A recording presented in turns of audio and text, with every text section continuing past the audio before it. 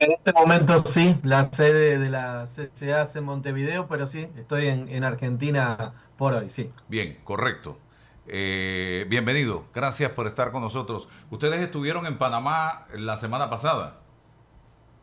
Sí, estuvimos del lunes al viernes en una misión internacional, hemos denominado de solidaridad con el pueblo y el sindicalismo panameño.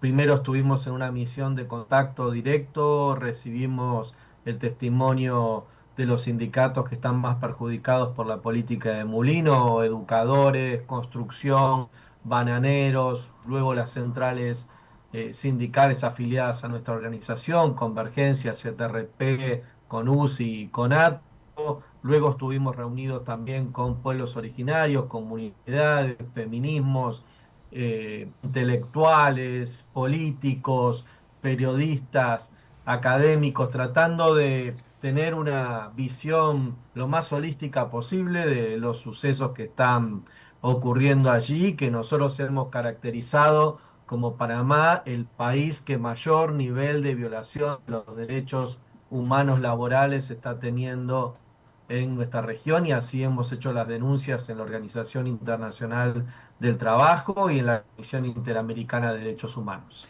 ¿Qué radiografía se llevan ustedes de Panamá luego de haber realizado todas estas reuniones, de haber tenido todos estos contactos? ¿Cuál es realmente la conclusión que ustedes se llevan? Y una pregunta más La conclusión. para unir a Sí. esa. Si usted tuviera un contacto con voceros del gobierno también. Bien, vamos por la primera.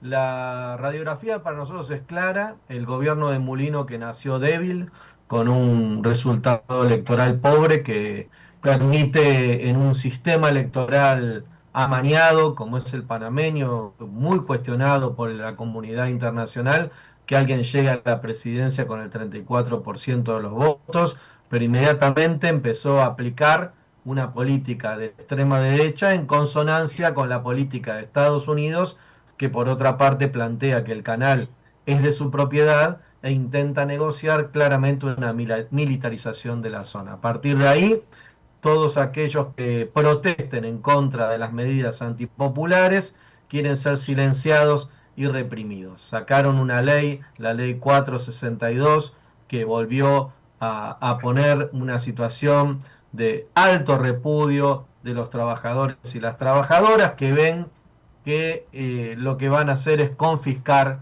su salario futuro, sus jubilaciones. El pueblo panameño ya había dado una muestra de dignidad muy fuerte, de rechazo a la ley de minería, y todo esto empezó a tener el gobierno una política de represión, les diría inédita en la región en este momento histórico, y eso que hay gobiernos de extrema derecha como el de mi país y tantos otros en nuestra región. A partir de una persecución, claramente una persecución al Suntrack para debilitarlo, el presidente anunció en los medios de comunicación que iba a asfixiar económicamente a los sindicatos, y lo hizo. Lo hizo claramente a partir de un sistema de denuncias, de represión violenta como no se veía hace muchos años en la región, de los bananeros, especialmente en Bocas del Toro, con muertes, desapariciones, con vejámenes, con violaciones que están documentadas por los defensores y las defensoras de derechos humanos, y un ensañamiento con los educadores que también no tiene precedente. Si a la segunda pregunta, si nosotros tuvimos reuniones con el gobierno, le quería decir a Rolando que nosotros pedimos formalmente la reunión con la ministra de Trabajo, a pesar de nuestras diferencias, a pesar de los planteos que hicimos a la OIT, en la OIT, adelante de los funcionarios del gobierno. Nosotros siempre creemos en el diálogo social como propuesta. Pedimos una reunión con la ministra y la ministra no nos recibió. Fueron todas dilaciones. Llamados desde el gobierno, sabían que nosotros estábamos de lunes a viernes, la amplitud para reunirnos era amplia de horario, teníamos la predisposición de hacerlo, y el último llamado que nos hicieron nos dijeron que nos iban a recibir el día lunes.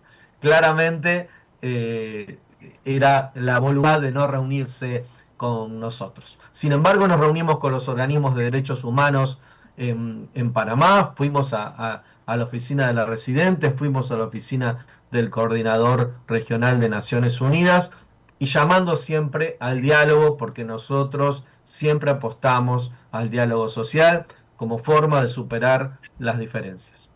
Aquí se le ha acusado a dirigentes del Suntrack de delitos específicos por parte de la ministra de Trabajo, que no es un ente competente para estos temas. Ella ha hablado de blanqueo de capitales, ha hablado de estafa, ha hablado de una serie de delitos y que incluso por eso está demandando la disolución de este sindicato, algo inédito en Panamá.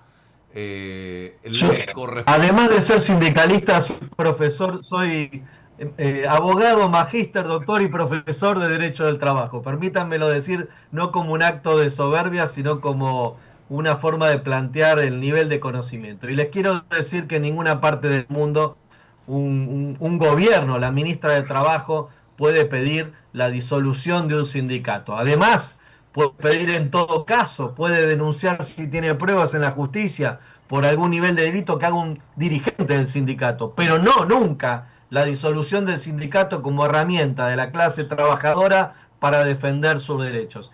Está claro que hay una campaña contra el Suntrax por su capacidad de movilización y su capacidad de generar un espacio de oposición al gobierno. De eso se trata. Si tienen denuncias, que las hagan, que se tramiten en juicios justos.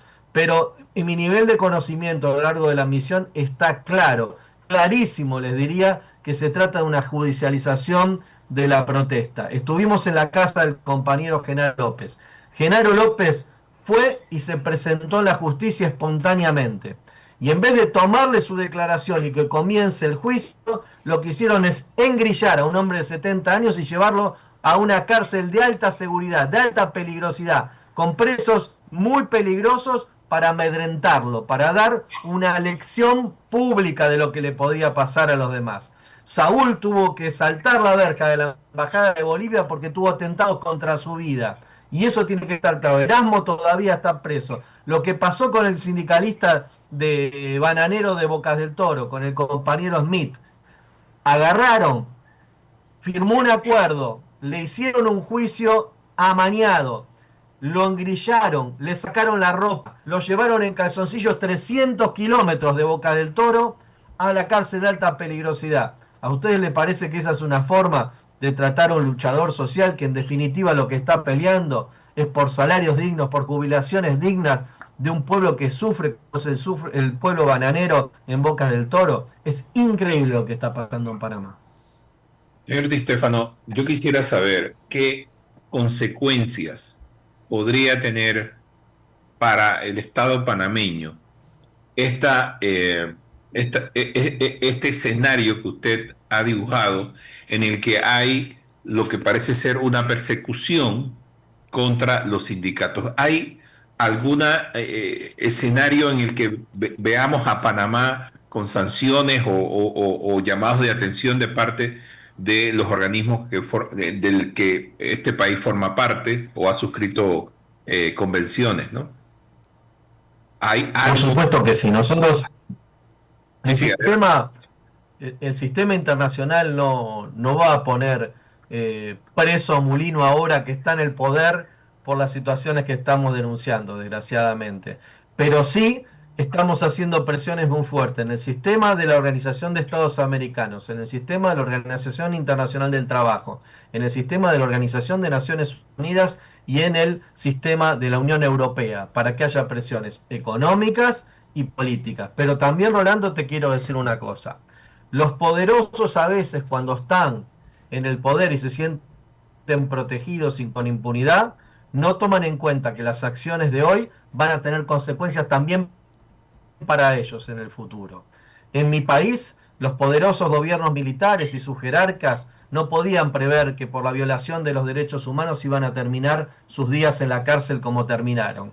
Y efectivamente que hay hechos de graves de lesa humanidad, delitos de lesa humanidad que está cometiendo el gobierno de Mulino y por el cual Mulino y sus secuaces son responsables.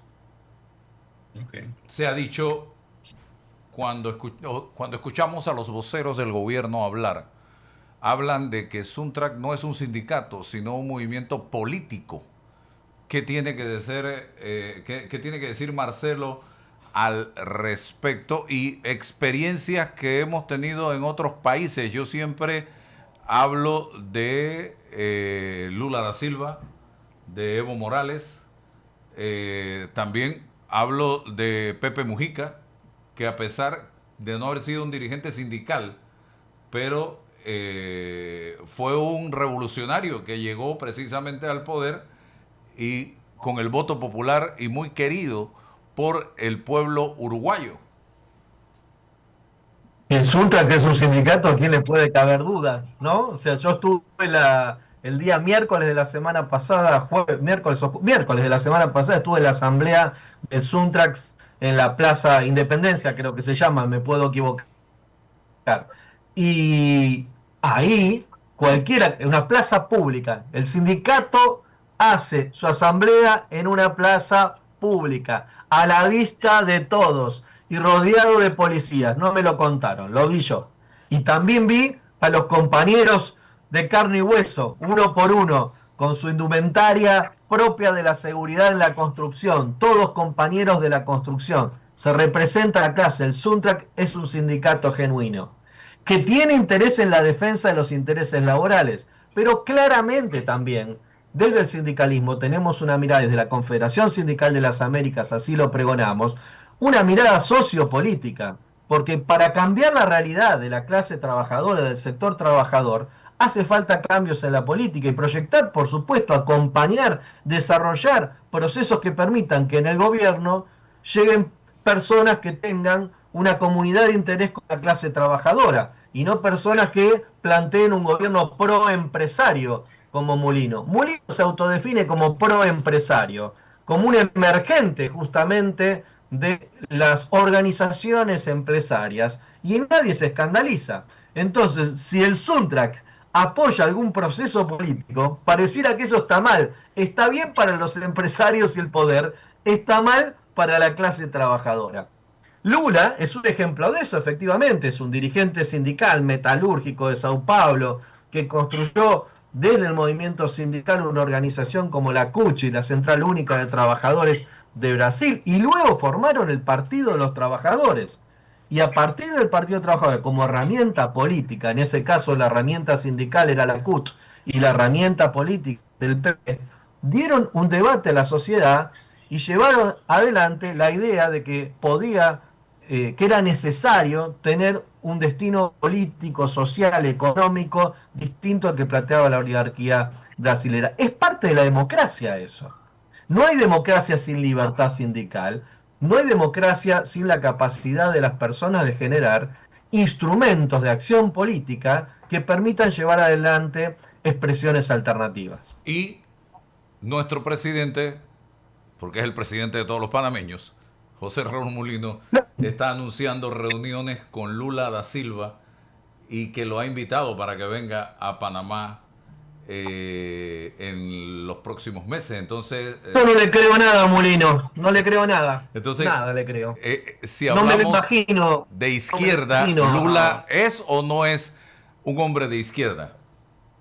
Claro, es un hombre de izquierda, pero es un hombre de gobierno, de Estado, y que efectivamente tiene que tener una... Es lo mismo que le reclamamos a Mulino. Mulino es un hombre de derecha, de extrema derecha, y eso no le da de ninguna manera la posibilidad de no pensar que es el presidente de todos y todas, es el presidente de los panameños y las panameñas. Y tener el poder político en un momento determinado no te da el poder para arrasar con la libertad y los derechos de todos. En Brasil, Lula da Silva claramente tiene una política progresista, claramente tiene una política que va en la búsqueda de la justicia social. Y eso no significa ser un enemigo del capital, ser un enemigo de los empresarios, perseguir a quienes piensan distinto de él. En Brasil no hay presos políticos, en Brasil no hay desaparecidos, en Brasil no hay judicialización de la protesta. Y eso, que la política de derecha y contraria a Lula, ha sido tremenda, tremenda. Pero para eso funciona la justicia. Acuérdense además que es un hombre sin revancha, porque efectivamente si hay alguien que fue perseguido políticamente a través de un proceso maniateado y falseadas las pruebas, fue Lula da Silva en Brasil. Oiga, ustedes hablaron con otras centrales obreras de trabajadores y si se han pronunciado con este tema de la disolución que busca el Ministerio de Trabajo del Suntra. Con todas. Nosotros en Panamá tenemos tres organizaciones sindicales afiliadas y una fraterna. Con UCI, Convergencia Sindical, CTRP y como fraterna CONATO. Y de la Confederación Sindical de las Américas representa a 55 centrales sindicales desde Canadá hasta Tierra del Fuego. Pero además también tenemos un apoyo, nosotros somos parte de la Confederación Sindical Internacional, que nuclea a la mayoría de las centrales sindicales a nivel global, y la CCI también ha manifestado su rechazo a la política de Mulino y su apoyo al movimiento sindical panameño. Señor Di Stefano, mire, este proceso contra Suntrax para su disolución, entiendo que ya la ministra ha solicitado esto, me imagino que ante un tribunal. Entonces, yo diría que este proceso ha empezado. Entonces, yo quisiera saber si tienen alguna estrategia para que este proceso, por lo menos, se detenga hasta que se expliquen o se aclare el tema de supuestas violaciones a los derechos humanos de los trabajadores.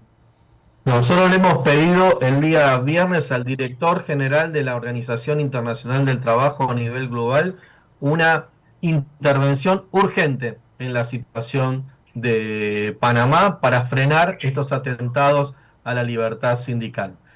Esa es una acción concreta que hemos hecho la semana pasada. Vimos a una senadora francesa. Ella andaba en la... Una eurodiputada, ¿verdad? Francesa, ¿andaba con ustedes? Estaba con una delegación de la Internacional de la Construcción y la Madera y también participó de nuestro acto central de solidaridad, donde participaron 18 centrales sindicales de América Latina y ella también participó en representación de la Internacional de la Construcción y la Madera. Suntrax es afiliado al Internacional de la Construcción por ser un sindicato del área, y con UCI, la central a la que está afiliada Suntrax, es afiliada a la Confederación Sindical de las Américas. Ahora le pregunto, Panamá acaba de salir de la lista gris de los países europeos. Y va a entrar en todas las listas negras. Eso fue celebrado aquí en Panamá desde el presidente hacia abajo. Ahora le pregunto, esto que está pasando, y viendo aquí a una diputada del Parlamento Europeo, ¿puede afectarnos? Pero por supuesto, primero les quiero decir que Panamá va a ser denunciada este año el ciclo de la OIT con los convenios 87 y 98. O sea, los países tienen que dar respuestas sobre qué hicieron en el último año en materia de libertad sindical, derecho a asociación de las organizaciones sindicales, negociación colectiva y huelga. Imagínense lo que va a ser el informe que llegue desde el gobierno describiendo la Suiza americana, como suelen hacer, y desde el movimiento sindical claramente con las pruebas contundentes para que está.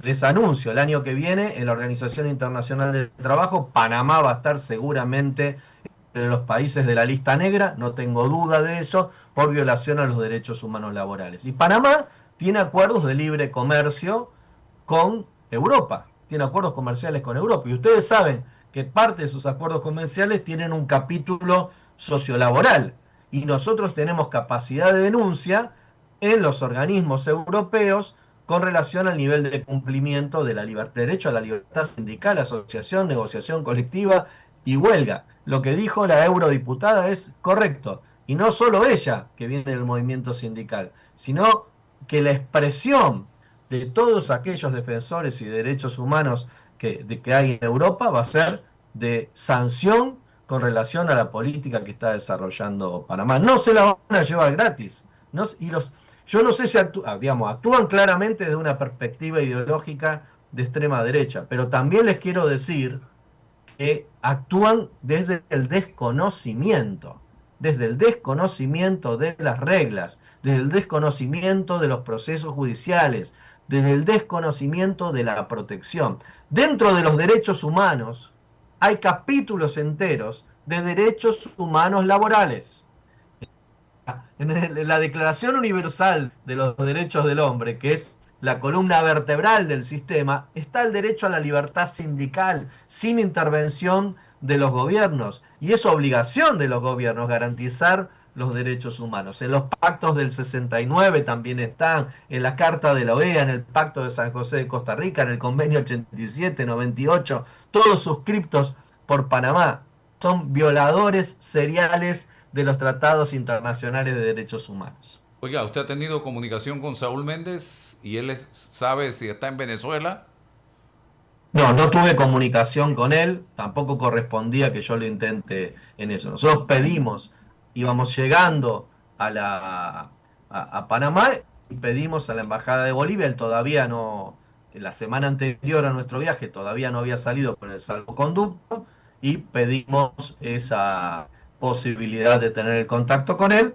Yo creo que de alguna manera el gobierno panameño que venía negando el salvoconducto, eh, dinamizó ese salvoconducto para evitarse los medios en la puerta de la embajada viendo llegar a la delegación internacional de solidaridad. Y en todo caso, Saúl tiene el derecho para preservar su vida y en un estado de resistencia como está, de digna resistencia como está actuando Saúl, ver cuál es el lugar que le brinda mayor seguridad. Pero desconozco absolutamente en qué lugar se encuentra él. Bien. Señor Estefan, Sí. usted, después de escucharlo, yo empezaría a creer que el gobierno ignoró o deliberadamente actuó sin prever las consecuencias de estos actos y sin prever las sanciones que podrían venir más adelante. ¿Usted creería que actuaron con negligencia en esto o fue hecho así, pues, para causar daño sin medir las consecuencias? Yo creo que es un gobierno que tiene la represión como consigna y Mulino tiene antecedentes al respecto, ¿verdad? Él fue el ministro de la represión 10, 15 años atrás, todavía no se sabe dónde fueron los aparatos de intervención telefónica que desaparecieron en su gestión y creo que él claramente articula con el poder del resentimiento de la lucha popular que frenó el negocio de las mineras. Esto, eh, eh, quien no comprenda el proceso histórico, quien quiera ver esto en forma segmentada, claramente desconoce la realidad de Panamá. No podemos desconocer la decisión, el anuncio público de Trump de decir que el canal de Panamá es norteamericano. No podemos desconocer los proyectos de militarización con bases en el trazado del canal que está planteando Estados Unidos con negociaciones secretas con el gobierno de Mulino. No podemos dejar de ver que hay un interés popular por evitar los desbordes del lago de Indio. No podemos desconocer que el gobierno de Mulino ha anunciado que está buscando una fórmula para reactivar el proyecto de las mineras. No podemos dejar de desconocer que efectivamente el Suntrax es quien le plantea un plano de oposición más fuerte por la fuerza que representa, pero efectivamente el sector bananero lo mismo y que los educadores se plantearon. Esto es parte de la política que está teniendo en alianza con el gobierno de Trump, está claro, por imponer un disciplinamiento a un pueblo heroico que resistió con hidalguía el proceso de la minería y que hoy está resistiendo con hidalguía justamente el tema de la ley 462 que deja sin futuro a las generaciones que vienen con relación al derecho jubilatorio. Y esto que estoy diciendo lo estoy diciendo con conocimiento de causa, porque en Argentina se privatizó el sistema jubilatorio y la plata de las jubilaciones se la quedaron los bancos y los trabajadores se jubilan con salarios de miseria. Bueno, gracias a Marcelo Di Stéfano, secretario de Fortalecimiento y Organización Sindical de la Confederación Sindical de las Américas, por compartir con nosotros en la mañana de hoy.